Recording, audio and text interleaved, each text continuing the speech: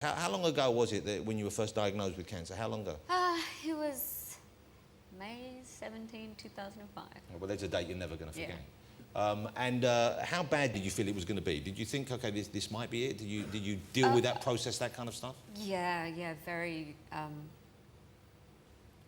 really dark thoughts. You can't help but Who wouldn't, I guess? have that. And, you know, I get on with life, I'm happy, jovial, all of that. But if I think back to some moments during that time, it was just awful, awful, awful. So whatever hope or help I can give to people who are going through a similar kind of circumstance, then I just want to spread that message, you know.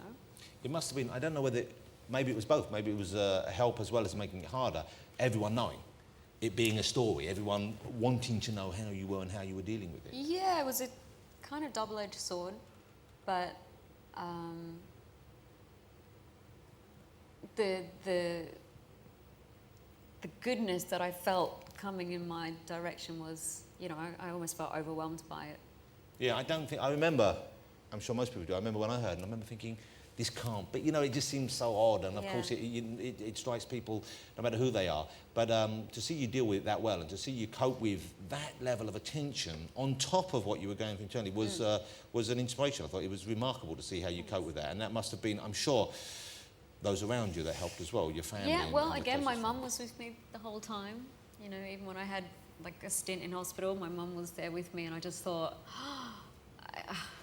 I really, you know, I had a lot of help, I had a lot of love and positivity, and yes, it's clearly a terrible thing to go through, and for your family, I just felt so bad for my mum and dad, like, because they felt so helpless. Yeah. Yeah, I mean, it's my problem, I'm going through it, and I have to work on it, but the pressure on them was just immense.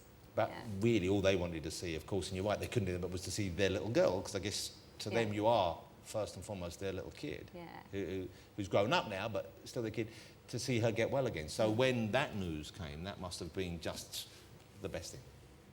Yeah, well, when I got through my treatment and started to take my baby steps back into kind of real life, whatever that was,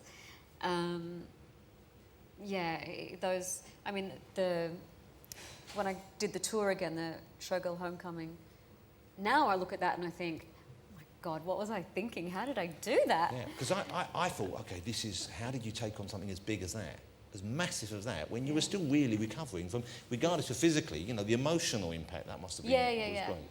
But I guess that was my goal. That's what I felt like that's where I was cut off on tour.